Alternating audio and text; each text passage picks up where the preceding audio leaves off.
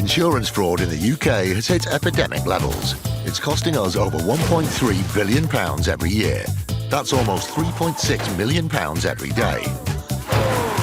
Deliberate crashes, bogus personal injuries, even phantom pets. The fraudsters are risking more and more to make a quick killing, and every year it's adding over £50 to your insurance bill. But insurers are fighting back, exposing 14 fake claims every hour. Armed with covert surveillance systems, that's the subject out the vehicle, sophisticated data analysis techniques, and a number of highly skilled police units, they're catching the criminals red-handed. Just don't lie to us. All those con men, scammers and cheats on the fiddle are now caught in the act and claimed and shamed.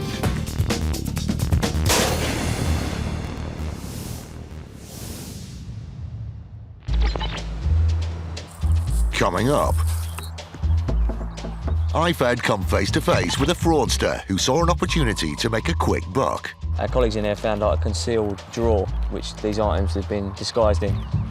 A bus passenger has a close shave with her mascara brush. At the very least, I would have expected maybe a lipstick mark from the mouth to the ear. And the victims of stolen dogs bite back at insurance scammers. The insurance fraudsters, they damage stolen dogs, they damage missing dogs, just for money. You better not ask me what I think of them.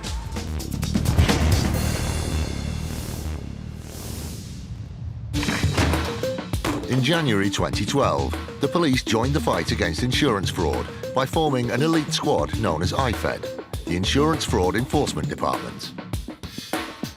It's a group of over 40 officers and civilians that investigate insurance fraud. To anyone thinking of committing this type of fraud, you leave yourself open to being arrested, convicted and ultimately imprisoned. They've made over 660 arrests and have saved millions of pounds in fraudulent insurance claims, money which ultimately goes back in our pockets. From now on, fraudsters need to watch their backs. Insurance fraud isn't a victimless crime. If you are committing insurance fraud in England and Wales, we'll find you. Police, don't move, stay where you are! IFED often find that if a criminal thinks they can get away with it, then they'll keep trying, sometimes even with the same claim. Scott Clayton is a claims fraud and investigation manager at Zurich Insurance, and he finds himself dealing with this sort of claim on a regular basis. This type of fraud is really common because people see an insurance policy as an opportunity to make money. So if an incident happens, they can think about exaggerating it or make events up. So it's where you've got an insurance policy that's paying out cash, then it's that cash angle that's attractive to some people. Back in October 2012, Zurich found themselves at the centre of one particular fraudster's money-making schemes. Meet electrician Kevin Turner. Kevin Turner submitted a claim for the theft of tools from his van. He claimed that it was broken into, the tools had been stolen, and he submitted photographs of the damage to the van and also documentation to verify the purchases of them. That was something that we considered in view of the evidence, and we paid him £5,000 for that claim. With £5,000 in his back pocket, Turner thought this was the perfect con. So he did it again, and again, and again, using the same documents each time. 3 claims were paid out, netting him £15,000. But it was his 4th attempt that stopped him in his tracks.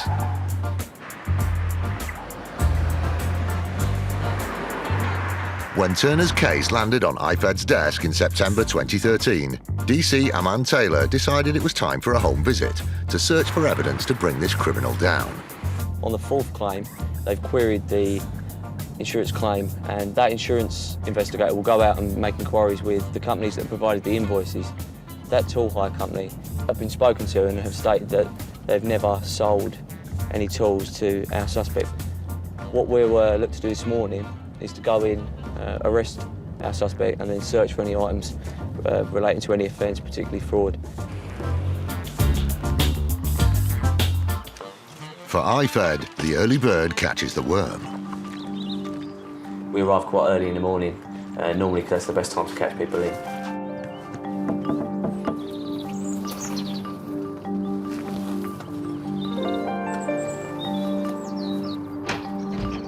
Is Kevin in?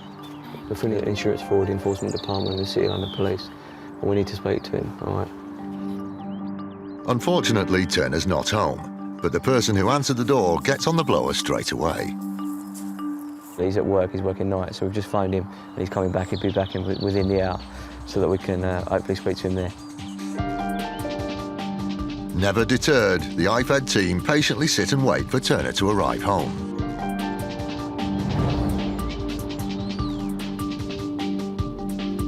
It looks like the suspect's returned home, so we'll go speak to him now, arrest him and look at searching.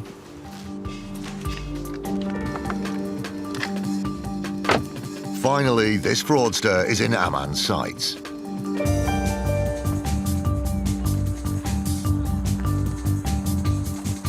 You're under arrest on suspicion of fraud by false representation, OK? You don't have to say anything at mail defence, you don't meet you in question. Something you later line in court, and anything you do so maybe giving evidence, all right? Go on. No, we're going to search his property under Section 32 of the Police and Criminal Evidence Act, all right? A lot of people have a misconception that the police need a warrant to enter every single property for every single reason, but we are afforded powers. We're going to be looking for a laptop or computer. Is going to be the biggest item, and they're looking for any other insurance documentation or any documentation relating to tools or tool hire. Still to come. As they hunt for evidence in Basildon, IFED find more than they bargained for. It's something that I've not seen before in 9 years of policing. And further afield in Uganda, a holidaymaker's method of payment catches an insurer's eye. He had paid for all of the treatment in cash, but unfortunately he didn't have any documentary evidence to prove where the cash originated from.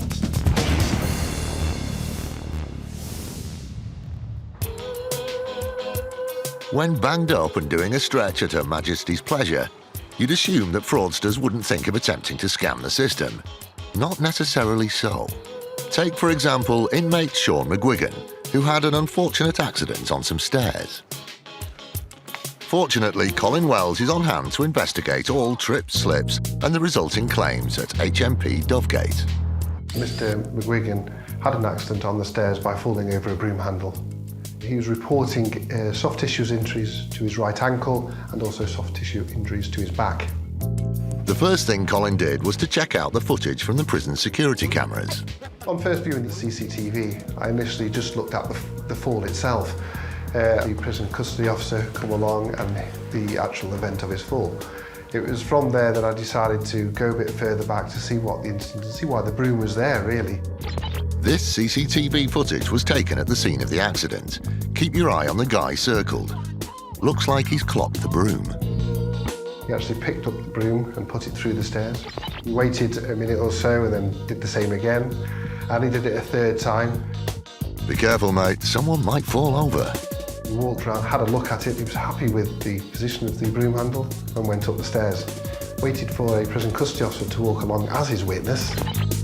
Here's McGuigan at the top of the stairs, loitering with intent. Circled to the right is the officer walking towards him. And then he went down the stairs and did his fall over the broom handle and landed on the floor. It was pre-planned. You know, he took the effort to put everything in place from the broom handle. He waited for the custody officer to walk along towards him at the scene because it would act as an excellent witness when it would go to court. Sure enough, it wasn't long before a claim landed on Colin's desk. We dismissed the claim outright. I spoke to Staffordshire Police and started our own prosecution against Mr. McGuigan for submitting a fraudulent claim. In familiar surroundings, even the most cunning fraudster can become a bit forgetful. I think it was the meticulous planning or staging the event that led to his downfall. He had the broom handle, he adjusted it 3 times, and I don't think he was aware of there are cameras around it recording every moment, and it was the 2 camera angles that put it all together. Yeah, I believe that prisoners do forget that the cameras are there. They become a bit blasé. You know, they see them every day and they just forget. McGuigan definitely tripped up here. He was only inside for just over a month, but as he found out, crime doesn't pay.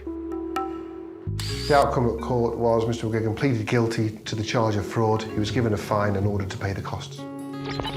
However, the award for trying it on goes to... In this case, Mr. McGuigan was a successful actor. He actually conducted the fall quite well. There are Oscars to be given in this case. Take a bow, Mr. McGuigan. Oh, sorry, I mean fall.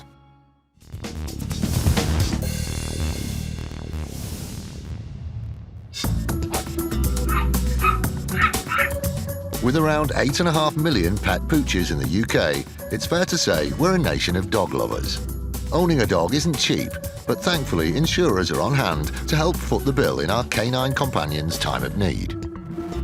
However, as Simon Wheeler from Agria knows all too well, some policyholders can be accused of barking up the wrong tree. When the claim first came in, the notification was that a puppy had been put in the back garden and tied by its lead to a cage in the garden, and the policyholder suspected it had been stolen. Straight away, the claim raised an eyebrow or two. The value of the puppy was £2,000. When you consider Maltese Terriers, probably a normal price of one would be somewhere between the £800 to £1,200. With no receipt to support their claim, the purchase price of the puppy seemed more than a tad excessive. The breeder described the puppy as the perfect puppy. It had exactly the right markings, it was exactly the right colour, and they'd considered keeping it for themselves, but the policyholder had been insistent that they'd fallen in love with the puppy, and so begrudgingly the breeder had let the puppy go, but for a price. Once Agria starts investigating a claim, they're like a dog with a bone. We would expect a person who's lost their new puppy to do everything possible to try and find that puppy. They made a cursory phone call to the police to say it had gone missing, but they'd done nothing else. A half-hearted attempt to find the puppy wasn't the only thing the investigation dug up. There were no veterinary records, so the puppy had never seen a vet, it had not been inoculated. When we probed and asked why they hadn't put more effort into finding the puppy, they said that when they'd spoken to the police had volunteered that they would place the advertisement for them in the local newspaper. With the best will in the world, no, our police are stretched horrendously at the moment. That's just not something that they can do. However, this insurer wasn't going to roll over and declined the claim. But to their surprise, the puppy's owner then changed their story. The policyholder came back to us and said, well, actually, I did advertise the puppy had been lost, and I did have some posters made and distributed, and actually sent us a copy of the poster. They said they'd been on really strong painkillers at the time, and that had clouded their memory, and that they had no recollection of the initial conversations with our claims investigators. An unlikely tale, and when the poster arrived at Agria's offices, their suspicions were confirmed. So we looked at the puppy in the poster, and bizarrely, the puppy in the poster was one of the puppies currently for sale for that breeder. This potential fraudster had really made a dog's dinner out of their claim. We wrote to the policyholder, told them of our findings, alerted them to our claims investigation activities, and suggested that we should meet with them. We never heard from them again. It was the owner's lack of effort to find their pet that alerted Agria to this claim. But someone who genuinely did lose their dog and has stopped at nothing to find her is Sarah Williams from Cornwall, whose beloved spaniel Pup was stolen back in November 2013. I never knew how much dog theft hurt, how deep that hurt goes, how deep that pain goes. They stole her from a kennel with 3 other dogs. They broke the lock, they opened the door, those dogs would have piled out. They put them back and shut the door and took the pup away. They knew exactly which dog they were going to have. The first thing was disbelief. Sarah used all means to try and find her. We knew that we had to use social media, we knew. I also emailed all the local vets and the vets in Devon, rang the rescues all around. And her exhaustive search didn't end there. We put her on a dog's loss, and they actually told us what to do. They gave us some advice. They give you a ready-made poster, all you got to do is print it up. And at least it meant we were doing something. But Sarah is still searching. It had a huge impact. And we were so naive, we thought we'd get her back. We thought with so much confidence in the microchip, and it means nothing if they're not scanning. 17 months and she's not been scanned. Well, that's worrying in itself because it means you may not have ever gone to a vet. And she has no sympathy for those who try to take advantage of their pet insurance. The insurance fraudsters, they devalue us. They take away our credibility. They damage stolen dogs. They damage missing dogs just for money. You better not ask me what I think of them. It's 17 months since Pup was taken, but for Sarah, it feels like it was yesterday. She's nearly 2. She was 5 months when we last saw her. That's what dog theft is. It destroys you.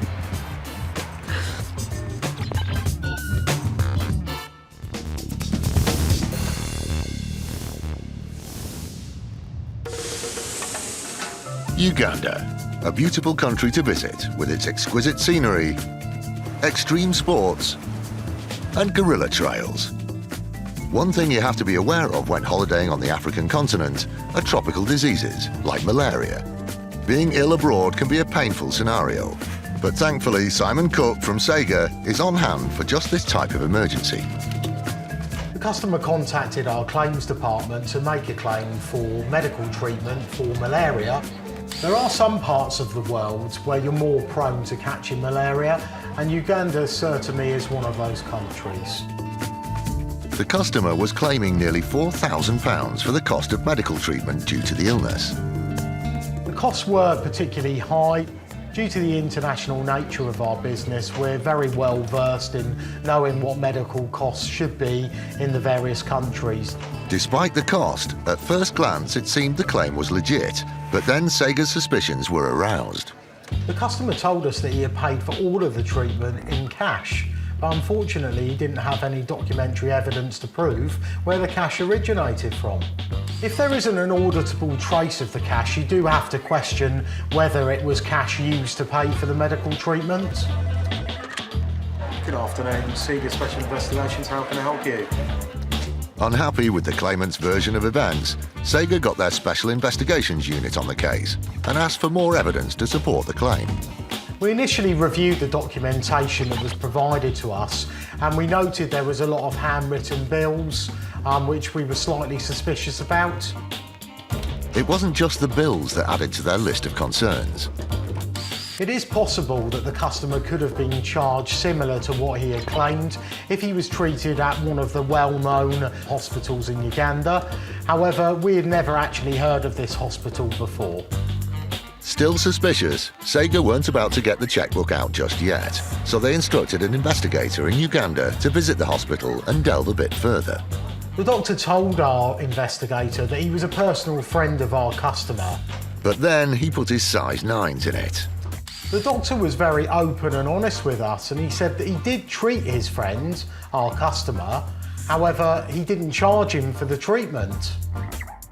It didn't end there. The doctor then landed the claimant in it again.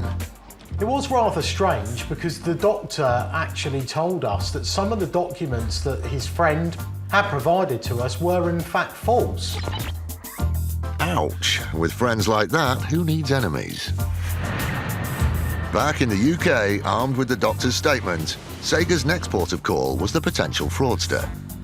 When we challenged the customer with the evidence that we obtained, he said that he didn't even know the doctor, but we did some social media searches and we proved otherwise. Was this claimant still being economical with the truth? Sega explored a bit more. The social media searches showed that they had actually been friends for quite a long period of time.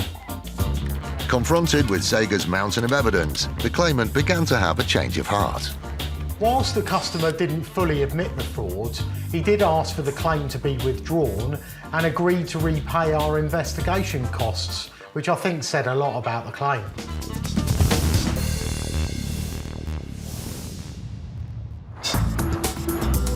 When it comes to getting around town, we use all modes of transport, from buses to trains and cars. The adventurous ones of us might even use a push bike.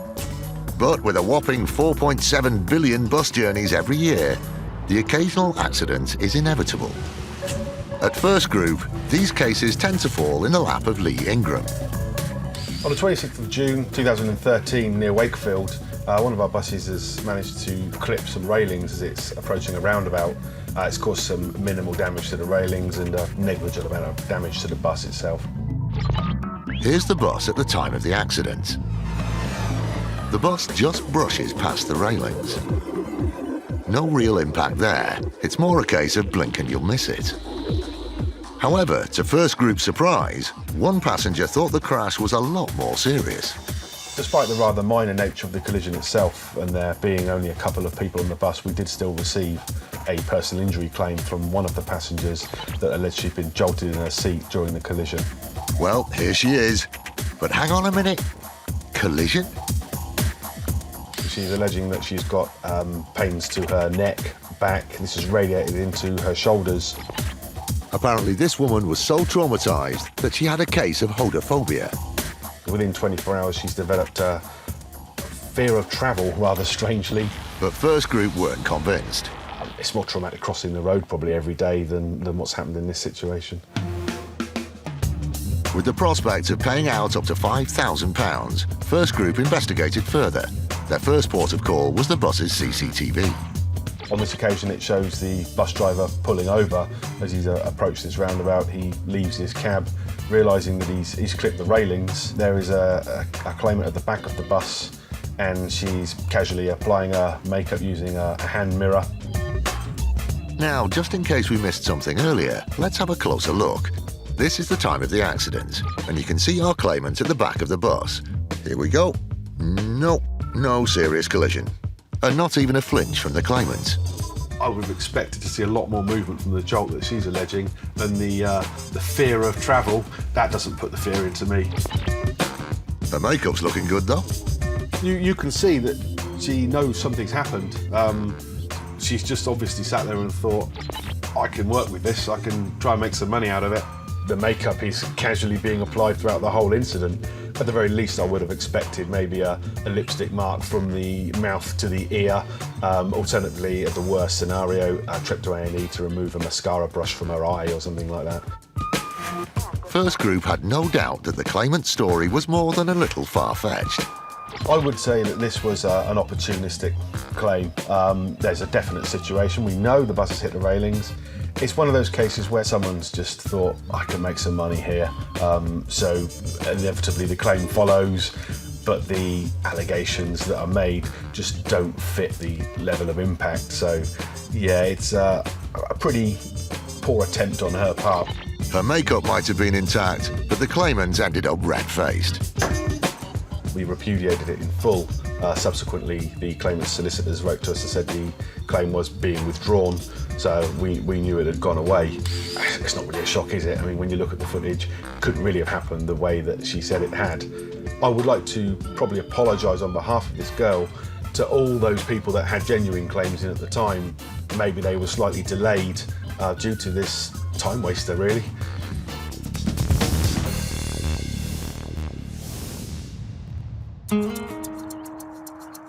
Previously, IFED were in pursuit of fraudster Kevin Turner, who had submitted 4 fraudulent claims.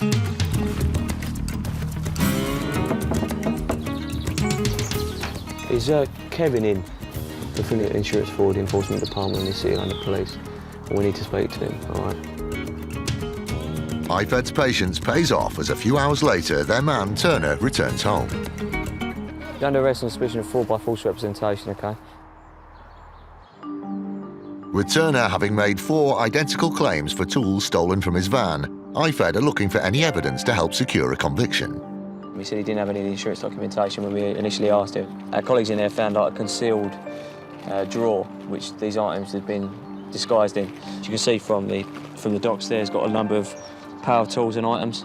There, a receipt from the tool company which he's been supplying the invoices to the insurance company as proof. So that's more good evidence of exactly what's been going on.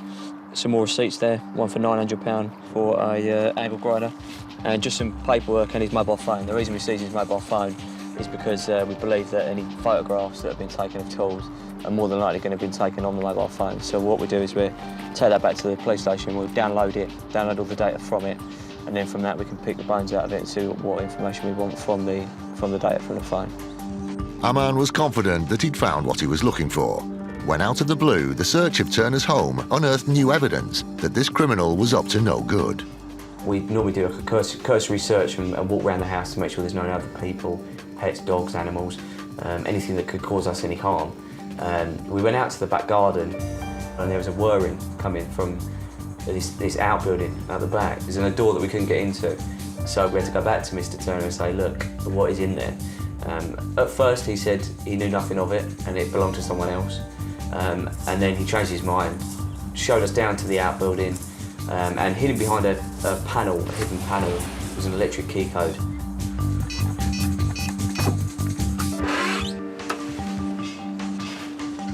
It turned out that Mr. Turner fancied himself as a bit of a gardener, and in addition to his insurance scamming, he was also cultivating a cannabis farm. I've been in police 10 years and I've never seen that level of sophistication when it comes to a cannabis setup and a hydroponic setup.